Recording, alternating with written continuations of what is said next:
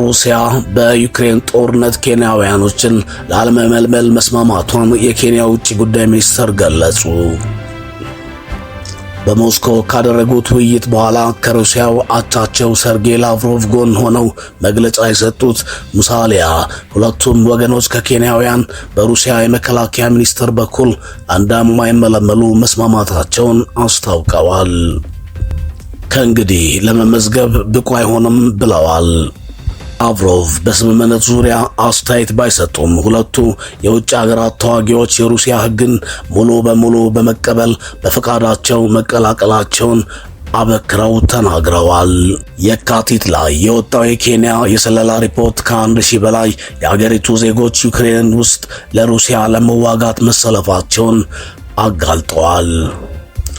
አንዳንድ ኬንያውያን በጥሩ ክፍያ የሲቪል ስራዎችን እንደሚሰሩ ቃል ቢገባላቸውም ከሩሲያ ጎን በዩክሬን ለመዋጋት መገደላቸውን አስታውቀዋል። ሙዳቫዲ ወደ ሀገራቸው ለመመለስ የሚፈልጉ ኬንያውያን እንዲመለሱ ጥያቄ አቅርበዋል። በውጭ ሀገር ስራ ስም ዜጎችን በማታለል የተጠረጠሩ ከ600 በላይ የሥራ አገናኝ ኤጀንሲዎች መዘጋታቸውንም ተናግረዋል። የኢሲያ ሀገራት ነዳጅን ለመቆጠብ የሥራ ቀናትን ከመቀነስ አንስተው የተለያዩ እርምጃዎችን እየወሰዱ ነው። እስያዊት አገር ስሪላንካ በኢራን ጦርነት ምክንያት ሊፈጠር የሚችል የነዳጅ እጥረትን ለመቋቋም በየሳምንቱ ሮብ ዕለት እንደ ሕዝብ በዓል ተቆጥሮ የመንግስት መስሪያ ቤት እንዲዘጋ ወስናለች።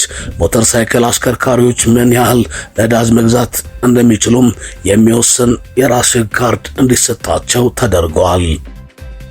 የስሪላንካው ፕሬዝዳንት አኑራ ሰኞ ዕለት በተደረገ አስቸኳይ ስብሰባ ላይ ለከፋው ነገር መዘጋጀት አለብን፣ ነገር ግን ጥሩ ነገር እንደሚመጣ ተስፋ አደርጋለሁ ብለዋል።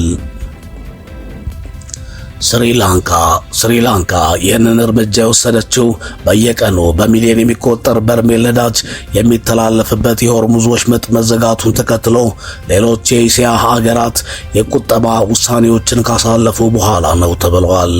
ባለፈው ዓመት በሆርሙዝ ወሽመጥ በኩል ካለፈው ነዳጅና ጋዝ ውስጥ 90 በመቶ የሚጠጋው የደረሰው ወደ እስያ ነበር። ሌሎችም የእስያ ሀገራት በጦርነቱ ምክንያት የነዳጅ እጥረት እንዳይፈጠር በመስጋት እርምጃዎችን እየወሰዱ ይገኛሉ። ማይናማር የግል ተሽከርካሪዎች እንዲንቀሳቀሱ የሚፈቀድላቸው አንድ ቀን እያረፉ ነው።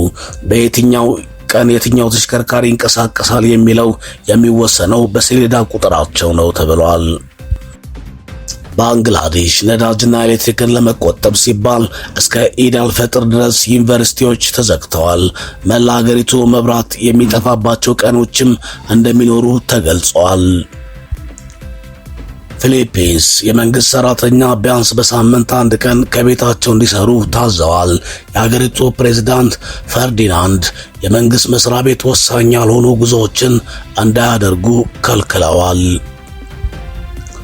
ታይላንድ የዜጎች አየር ማቀዝቀዣ አጠቃቀም እንዲቀንስ ሲባል ነዋሪዎች ከሱፍ ይልቅ እጅጌ ጉርድ ልብሶችን እንዲያደርጉ አሳስባለች።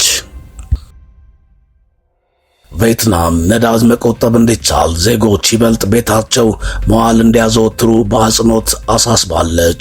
ህዝብ አስፈላጊ ሆኖ ሲገኝ የግል መኪና ከመጠቀም ይልቅ ሳይክል እንዲነዱ፣ ጋሪ እንዲጠቀሙ እንዲሁም በህዝብ ትራንስፖርት እንዲንቀሳቀሱ ጥሪ አቅርባለች።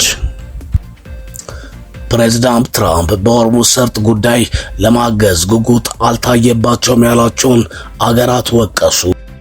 የአሜሪካው ፕሬዝዳንት ትራምፕ በኢራን በተዘጋው የሆርሙዝ ሰርጥ በኩል የሚያልፈውን ነዳጅ ለማጀብ የጦር መርከቦቻቸውን እንዲልኩ ያቀረቡትን ጥያቄ ውድቅ ያደረጉትን ምዕራባውያን አገሮችን በምስጋና ቢስነት ወቅሰዋቸዋል። ትራምፕ ከጋዜጠኞች ጋር ባደረጉት ቆይታ እንደ ዩናይትድ ኪንግደም እና የኔቶ አባል ያሉ አገራቶች በጦርነቱ ከአሜሪካ ጎን ለመሰለፍ አንገራግረዋል ሲሉ ተችተዋቸዋል። በተለይም ዩናይትድ ኪንግደም ጦርነቱን በተመለከተ ባሳየችው አቋም እጅግ መገረማቸውን ተናግረዋል። ትራምፕ ከሁለት ሳምንታት በፊት ለምን ተጨማሪ መርከቦችን አትልኩም አልኩኝ። የዩኬው ጠቅላይ ሚኒስትር እውነትን ማድረግ አልፈለገም ነበር ሲሉ የዩናይትድ ኪንግደሙን መሪ ኬር ስታርመርን ወቅሰዋል። አሜሪካና እስራኤል ጦርነት ከከፈቱባት በኋላ ኢራን ከዓለም ነዳጅ 20 በመቶ ገደማውን የሚተላለፍበትን የሆርሙዝ ሰርጥ ዘግታለች። ሊያልፍ የሞከሩ መርከቦች ላይም ጥቃትን ፈጽማለች። ወሳኙ መተላለፊያ እንዲከፈት የሚያደርገውን ጥረት ቢያንስ 5 ሀገራት ይቀላቀላሉ ተብሎ እንደሚጠበቅ ትራምፕ ተናግረው ነበር። ጀርመን፣ ስፔንና ጣሊያንን ጨምሮ በርካታ የአሜሪካ አጋር ሀገራት አሁን ወደ ሰርጡ የጦር መርከብ የመላክ ዕቅድ እንደሌላቸው ተናግረዋል። ትራምፕ ትላንትና በዋይት ሃውስ ባደረጉት ንግግር አገራት እገዛ ለማድረግ መንገድ ላይ ናቸው ሲሉ ተደምጠዋል። የትኞቹ አገራት ድጋፍ እንደሚያደርጉ ባይጠቅሱም በቅርቡ በውጭ ጉዳይ ሚኒስቴር በኩል እንደሚገለጻል ተብሎ ይጠበቃል።